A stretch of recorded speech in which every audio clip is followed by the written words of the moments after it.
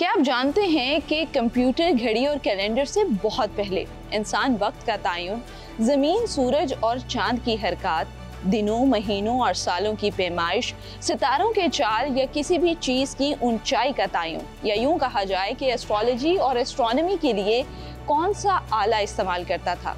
आज मैं आपको बताऊंगी कि सदियों पहले लोग इन तमाम तर मसाइल का हल किस आले से निकालते थे। आइए मेरे साथ।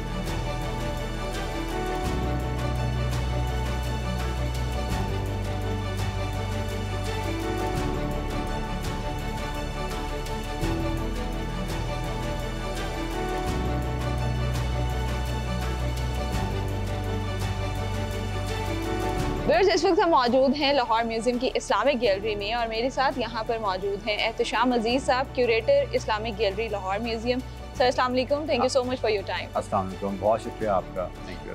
सर सबसे पहले तो आज मैं आपसे ये जानना चाहूँगी कि यहाँ पर डिस्प्ले है एस्ट्रोलैब, मुझे ये बताएं कि इस एस्ट्रोलैब को लाहौरी एस्ट्रोलैब क्यों कहा जाता है?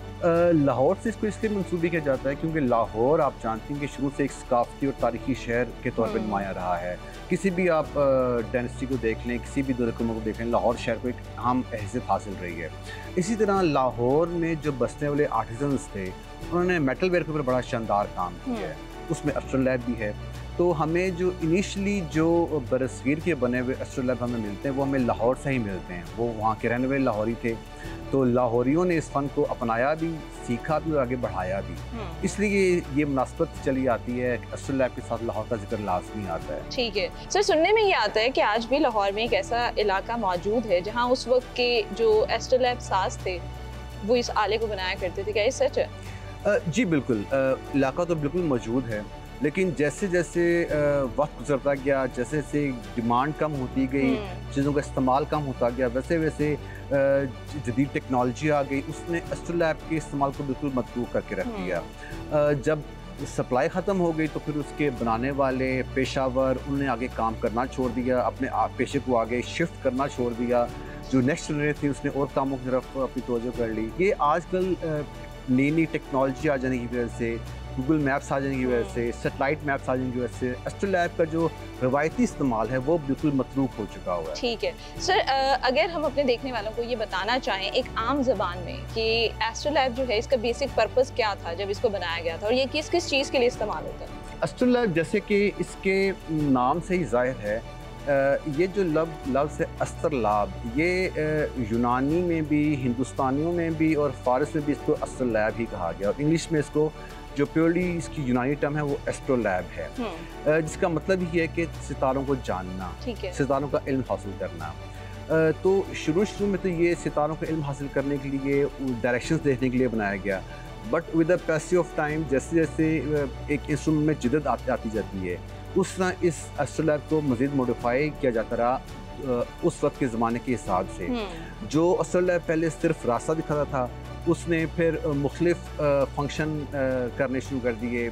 मिसाल के तौर पे दरिया का बहाव मालूम करना, किसी बिल्डिंग की हाइट मालूम करना, कुएं की डेप्थ मालूम करना या ज़लज़ले की शिद्दत मालूम करना। अच्छा सर, यानी हम ये भी कह सकते हैं कि पुराने वक्त में इस आले के थ्रू हम एस्ट्रोनॉमी, एस्ट्रोलॉजी, ये तमाम तर चीज़ें मालूम कर सकते थे। जी बिल्कुल बिल्कुल, ये उस वक्त का एक बड़ा जदीद आला था और एक मैं समझता हूँ कि ये जो मुस्लिम्स की जो साइंटिफिक इजादात रही हैं या कंट्रीब्यूशन रहा है उसका एक अहम खासा ये रहा है। ठीक है, बल्कि ये भी बात काबिल ज़िक्र है कि कहते हैं कि जब अल-बैरूनी ने नंदना में जो ज़मीन का कतर मापा, उसने भी एस्ट्रोलैब ही का इस्तेमाल किया।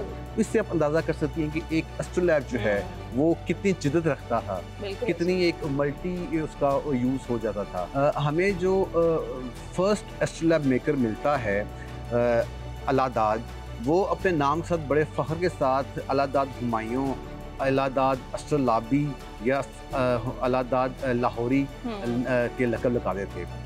हुमायूं इसलिए लगाते थे ताकि इससे ये पता चलता था कि उनको एक मुग़ल शाही सरपरस्ती हासिल है। और ये हुमायूं टाइम पीरियड की बात हो रही है।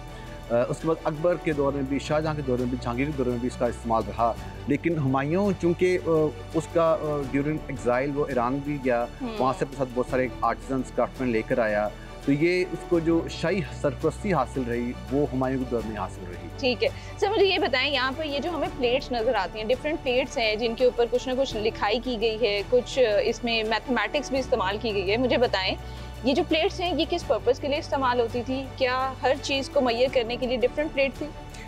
इसका असल में ऐसा था, अब जो स्लैब शोकेस में आप देख रहे हैं ये जो ऊपर लगा हुआ है ये कंप्लीट फॉर्म में है, ठीक है, लेकिन जो नीचे लगा हुआ है इसकी डिफरेंट डिस्क दिखाई गई हैं। तो यही प्लेट्स अंदर फंक्शन करती हैं। मिसाल के तौर पे अगर आपने लाहौर से दमिश्क की तरफ जाना है तो आप जो अपनी जो प्लेट्स हैं उनकी जो सुई है उसका डायरेक्शन आप दमिश्क की तरफ कर लेते थे, इससे पूरे काफिले को गाइडेंस होती थी कि हमें इस डायरेक्शन में जाना है। अभी भी आप इनकी अगर प्लेट्स के ऊपर आपको ग्लोब के ऊपर गौर से देखेंगी तो आपको पुराने कदीम शहरों के नाम आपको मिलेंगे, बसरा, कूफा, दमिश्क, काहिरा, दिल्ली, लाहौर, लखनऊ और मिसाल के तौर पे और जितने भी कदीम शहर रहे हैं जहाँ पे जो बड़े सेंटर्स थे जहाँ पे लोग ट्रैवल करने रिश्तेदार की घर से या किसी और मकसद से ट्रैवल करते थे, उन शहरों के आपको उसके ऊपर नाम लिखे नज़र आएंगे।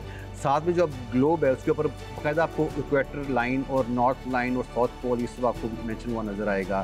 साथ में आपको इन प्लेट्स के ऊपर डिफरेंट ज्योमेट्रिकल एंगल्स और पैटर्न्स नज़र आएंगे। तो इन सब की मदद से वो रास्ते का तयन भी कर लिया करते थे और अगर किसी जगह को मापना है या फिर डिस्टेंस मापना तो वो भी इजीली हो जाता था। Thank you so much sir for your time. Thank you very much, आपका बहुत शुक्रिया। व्यूअर्स, उम्मीद करती हूँ कि आपको आज के इस सेगमेंट से कुछ नया सीखने को मिला होगा। अगर इस तरह की मज़ीद इंफॉर्मेटिव वीडियोस आप देखना चाहते हैं तो लाहौर म्यूजियम डिजिटल को सब्सक्राइब कर लीजिए।